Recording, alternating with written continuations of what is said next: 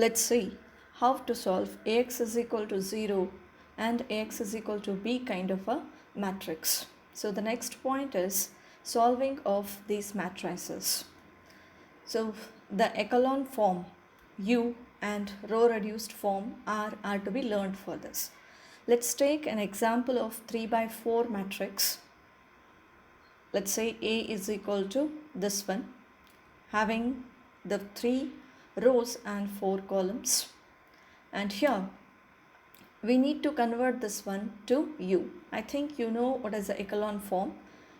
Then to convert it to the echelon form, we need to make this, the first column is having the first element as 1, and to convert it into echelon form, these two elements, the first columns, the rest two elements after the first one have to become 0.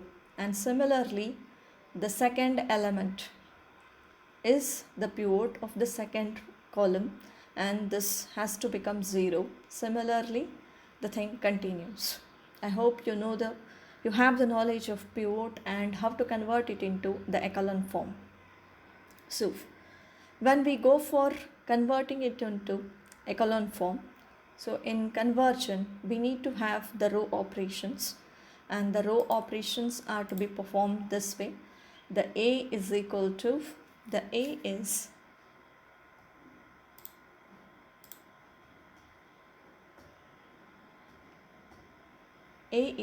this matrix, and this A is to be converted to Ax is equal to, this A has to be, whatever this A has to be, it is converted to the echelon form. So it has to take up this form. So to take up this form, we have to have the operations on these elements, like it is 1. So this 2 has to go 0, and even this -1 has to become 0. So for this, we need to perform the following operations. The operations would be like R1 is equal to, we keep the first row as it is. The second row has to be R2 minus 2 R1, R3 has to be R3 plus R1. When we perform these operations, the matrix turns out this way, which is given here. Then the next thing we need to perform is this echelon, the candidate of the second. Now we can notice that we were supposed to have this element as non-zero and this was supposed to be 0. But clearly, after performing the row operations, we can see that this is going 0. And even in the fourth element, we are not having, the fourth column, we are not having a pivot. So this indicates that the first and the third columns are having the pivots, or these are the columns with pivots, and the second and fourth are not having the pivots. This indicates that the second column and the fourth column are linearly dependent on the first, and they are linearly dependent on one or the other column which is present and which is having the pivot. And we can notice that this 3, when we multiply this first column with 3, we can get the second column. And similarly, this 3, 9, 2, when we subtract the first column from the third column, we'll be getting the fourth column. So we are having no pivots in dependent columns. Then we need to go for solving this. So how can we solve this one? So the thing, whatever is been listed, if the columns are linearly dependent, then certainly they are not having the pivots. Then what are the pivots? The theory regarding those. The pivots are the first non-zero entries in their rows. Below each pivot is a column of zeros obtained by row eliminations. Elimination means making them as zeros. Each pivot lies to the right of the pivot in the row above. This produces the staircase kind of a pattern. The only operation not required in our example is not to go for row exchange. If we go for row exchange, then also there is no conclusion, because this this element is 0.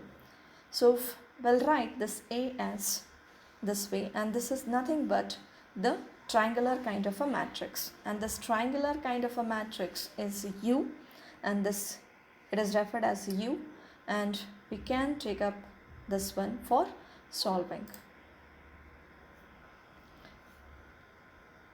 Now this upper pivot variables and free variables. So we need to learn what are pivot variables and free variables. So let's take this U matrix, and then we can even reduce it to the R form. R is nothing but having all its pivot elements as ones and having only the entries at the pivot place. Means in that column, except the pivot element, the other elements would be zeros. So to study that one, let's go for this. Now the R is obtained in this way. So here, as we can see, the third column is not having the pivot, so we can have the elements there. And for these kind of elements, there is L is a lower triangular matrix and U is the upper triangular matrix. For example, the L matrix would look in this fashion. And we have PA is equal to LU. Then what is this PA is equal to LU? So to know this, P is a lower triangular L with unit diagonal and M into N echelon matrix, such that PO is equal to, it is a lower triangular matrix. P is a lower triangular matrix with unit diagonal elements. So when we multiply that one to A, such that we'll have P into A is equal to LU. Now let's learn the solution of this problem. Then how can we solve this problem? Ax is equal to b. So for that, we have the null space. We need to find the null space and even the particular solutions. Then to obtain those,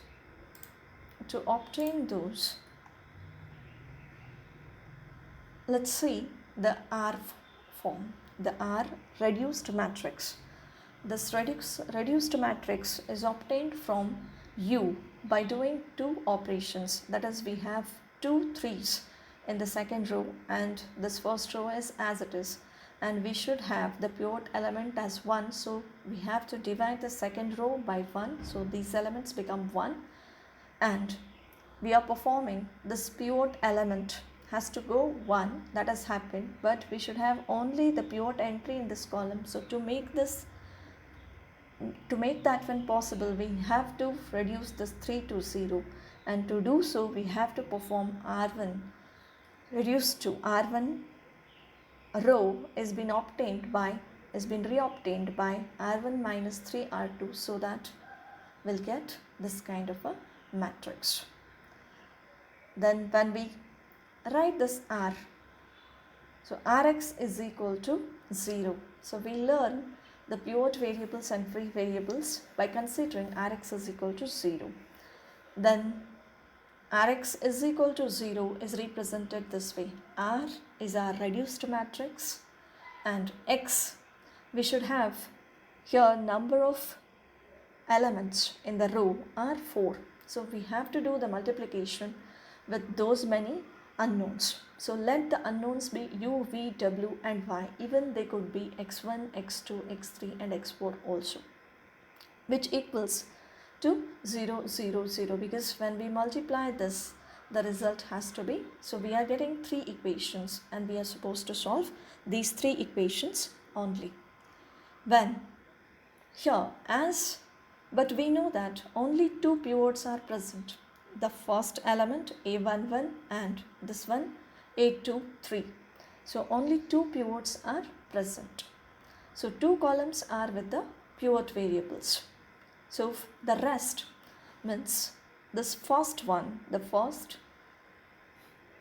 is u, the first column element is u, the second column element is v, third column's element is w, and fourth column's element is y.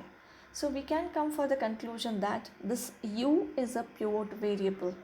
U is pertaining to the first column. U is a pivot variable, and similarly the variable pertaining to the third column is w. So our conclusion is u and w are pivot variables, and rest columns v and y means the second column and fourth column are free variables.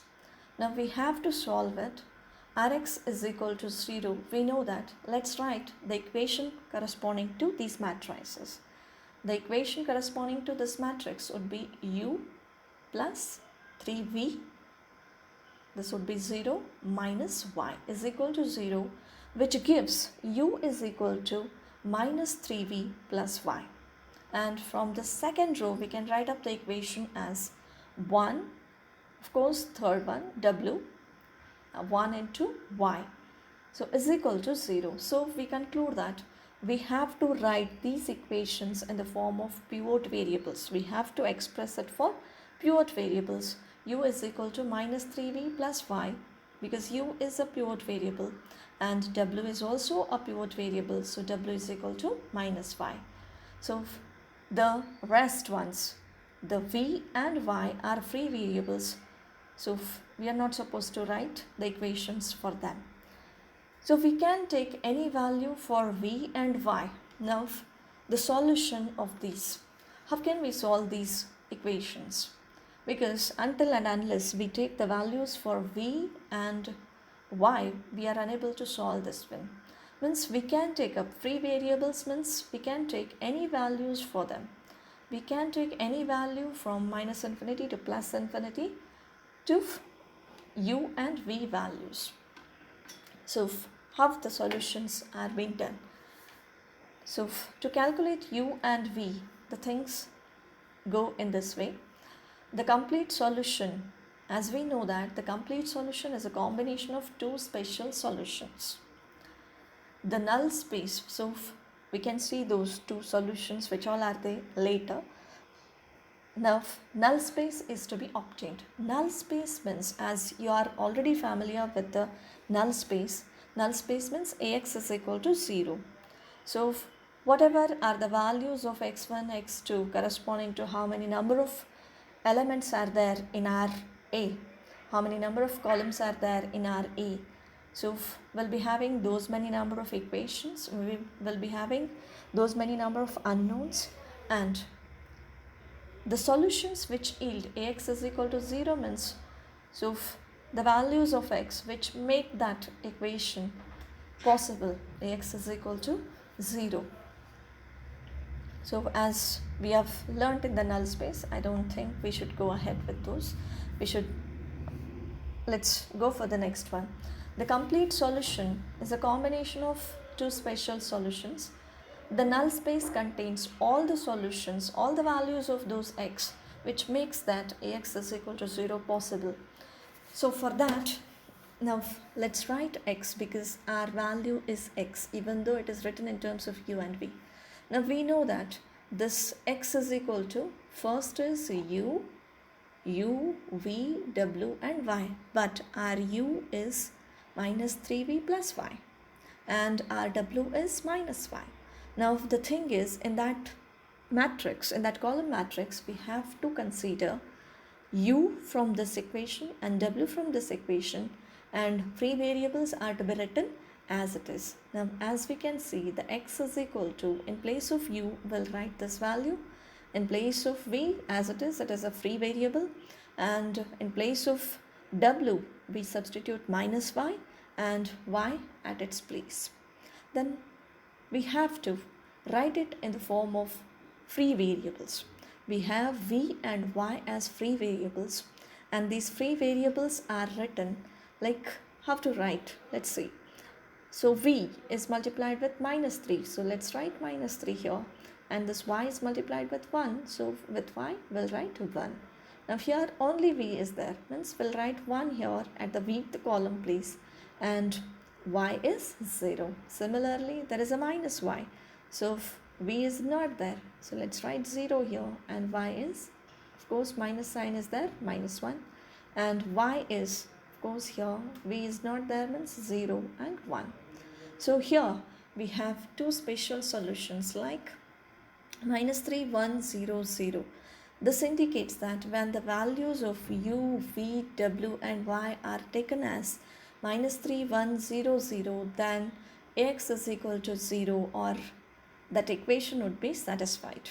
Ax is equal to 0 will be true. And similarly, the another choice for u, v, w and y is this 1, 0, minus 1 and 1. Even by taking these values, we'll be able to get a into x. That means a into this column will make that one as 0. So which all are these column matrices make that solution ax is equal to 0 are nothing but the null spaces. Even there could be many number of such solutions. But let's find the first one, because those would be the multiples of these. Now here we say that 1, 0, minus 1, 1 and this one minus 3, 1, 0, 0 are the solutions. Now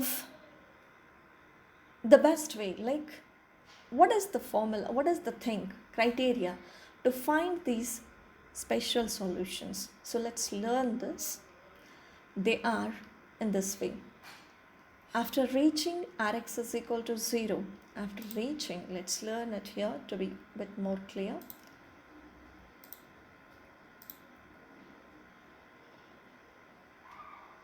So this is that thing.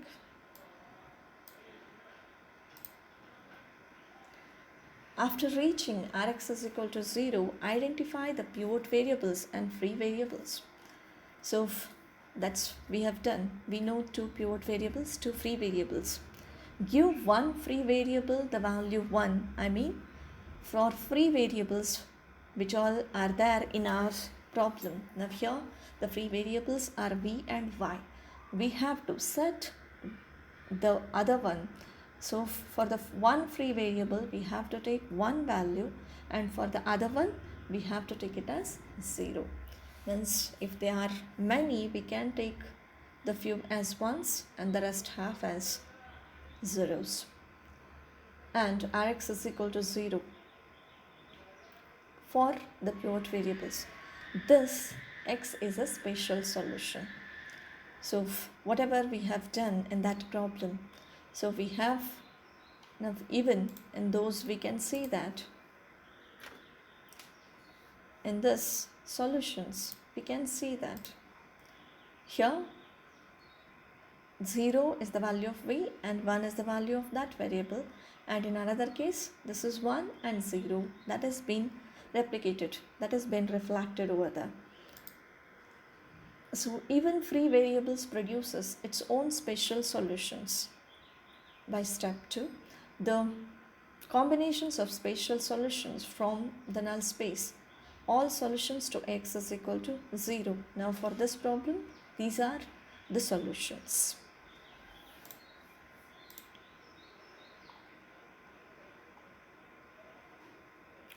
I hope you are understanding how to find the null spaces.